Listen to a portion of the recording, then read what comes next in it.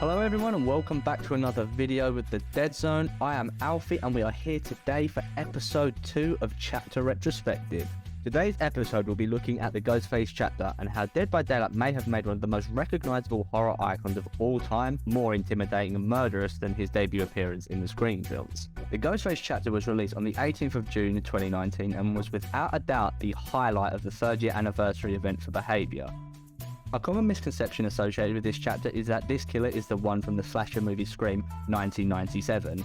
However, the only part of the license is that of the mask from Funworld, meaning the person behind it is someone completely unique and new. This opportunity gave the developers of Dead by Daylight a little more room creatively, especially regarding the killer's backstory. This would be a huge risk to take as Scream had already set a boundary for the character, making the movie one of the most influential horror films of all time as it essentially revamped the horror genre. The character, however, turned out to be a huge success, with the design being impressive and the power is still considered strong to this day.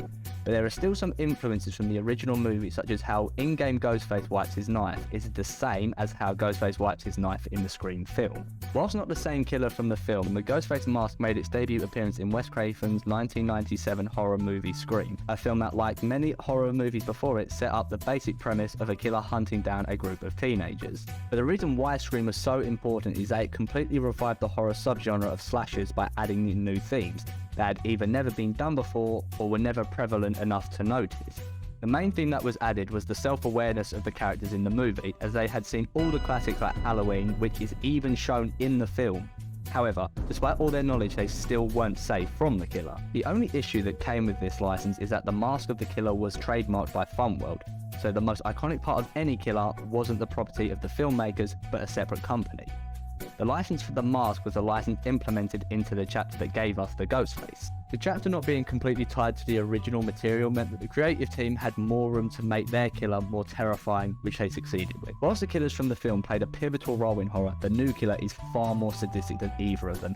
Danny Johnson, which is the name of the new Ghostface, kills as he enjoys the fact that he is being pursued and taunts those who pursue him by photographing himself at the scenes of his murders whilst wearing his costume and then publishing it in the newspaper he works at.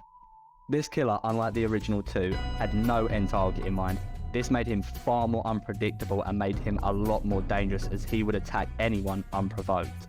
The original two killers from the film lacked this, and they had a final target in mind.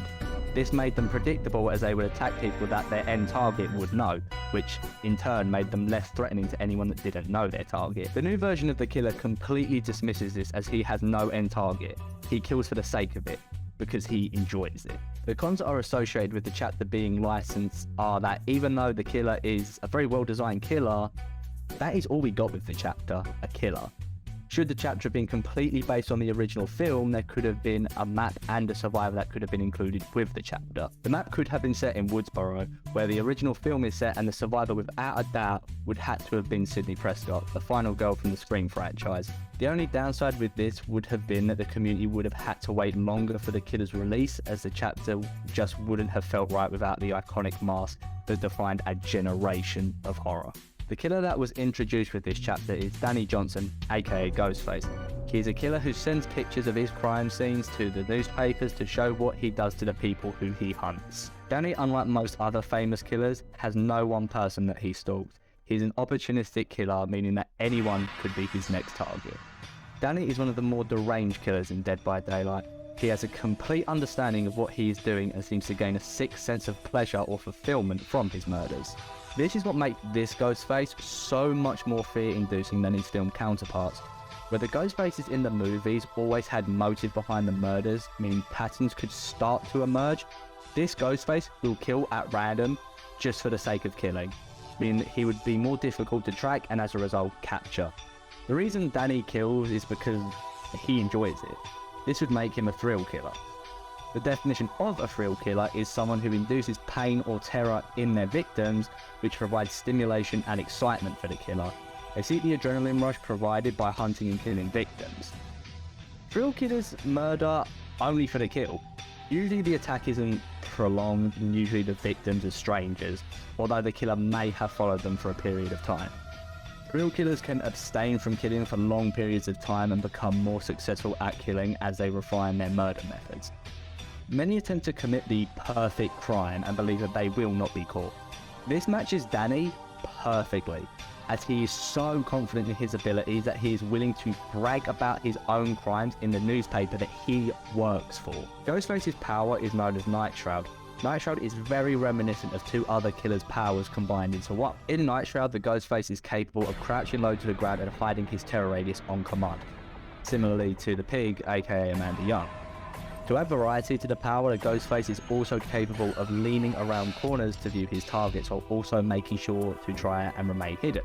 The second part of Night Shroud is the stalking aspect of it.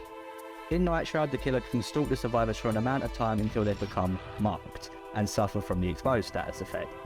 This is like the Shaped power, but with the exception that survivors must be marked individually. The Ghostface is also able to be revealed, which will put his power into a cooldown and reveal his red stain and terror radius. This could show Ghostface when he's on the loose and no one knows anything about him. But when someone reveals him, it depowers him just as it would if he was ultimately caught by the authorities. Given how proud and well prepared the Ghostface is for his crimes, it is understandable that he would use tools in order to help spread his terror. This is shown in many of his add-ons, but there are a few that stand out above the rest. Examples of this are Ghostface Caught on Tape, Victim's Detailed Routine, and Outdoor Security Footage. Ghostface Caught on Tape, a tape acquired by Olsen to write an article that would terrorise Roseville. When downing a marked survivor, Night Shroud fully recharges. This add-on symbolises how the act of successfully capturing his prey invigorates the Ghostface, and that he will always live for the kill and will continue to be motivated by the heinous act that he will continue to commit until he is caught. Victim's Detailed Routine, a ripped page outlining the weekly routine of Olsen's first victim in Roseville. Compiling your victim's habits allows you to anticipate their move. Whenever a survivor is marked by the Ghostface, they gain the exhausted status effects for 5 seconds. This represents the strategic side of the Ghostface and how, despite clearly being a psychotic individual, he is still extremely intelligent, capable of planning in advance to a high degree. Outdoor Security Footage, a small surveillance camera that filmed the Ghostface breaking into a house on Bellevue Road in northern Roseville. The camera was positioned at the perfect angle to catch a glimpse of Ghostface without providing any real clue to the police.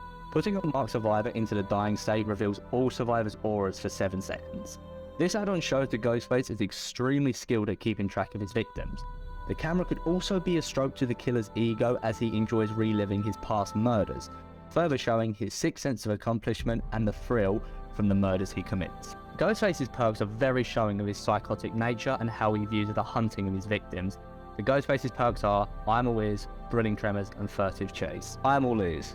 Anytime a survivor performs a rushed action within 48 meters of you, reveal their aura for 6 seconds with a 40-second cooldown. This perk demonstrates the Ghostface's remarkable ability to accurately predict his opponent's movements and find a way around them, showing his tactical superiority and ability to adapt to any given situation to achieve his goals. It could also show that people who are panicking become more predictable to someone who is calm in a distressing situation. Whilst the killers from the Scream films showed basic capability with planning in advance, they showed nowhere near as much skill and precision as the Ghostface from Dead by Daylight, who was shown to plan long periods of time in advance and execute his plan flawlessly without getting caught. Thrilling Tremors. After picking up a survivor, all generators not being worked on are blocked for 16 seconds with a 60-second cooldown. Whilst a good perk for stopping generators, its real power is in the information it provides, as the survivors will have to decide to either carry on with the gen and let the killer know where they are, or to sacrifice 16 seconds of progress. This rightly represents the Ghostface's abilities to put his victims in tough situations that either way he'll benefit from in one way or another. This is something completely unique to this version of the Ghostface. The killer from the film attempted to manipulate the story of their killings, but inevitably failed. This Ghostface showed that he can manipulate situations successfully and to much better effect. Furtive Chase. Each time you hook your obsession, you gain a token up to a maximum of 4. Each token reduced your terror radius in chase by 4 meters, and when your obsession is unhooked, the unhooker becomes the obsession. This demonstrates the Ghostface's ability to chase individuals under everyone's nose without alerting anyone else's attention until the chase is already over. This is extremely like the film, as the killers were able to get around undetected killing and civilians only becoming aware after the victim had already been caught. The only notable difference is that the killers from the film were eventually caught, whereas this Ghostface is free to kill another day. This chapter to Luke was arguably what the Halloween chapter was to me. He had been looking forward to seeing Ghostface in Dead by Daylight and was ecstatic when it was revealed. Due to this, I thought it would only be right to let him have a section about the chapter, so take it away, man. Thank you, Alfie. I can confidently say that the Ghostface chapter in the game was truly iconic. It introduced a new, stealthy killer who could stalk and surprise survivors from the shadows, and brought it with a fresh wave of fear and tension to the gameplay. Ghostface's unique power allowed players to mark survivors and gain various benefits for doing so, adding a new layer of strategy to the game. Overall, the Ghostface chapter was a game changer for Dead by Daylight, and cemented the franchise's status as one of the most innovative and thrilling horror games on the market.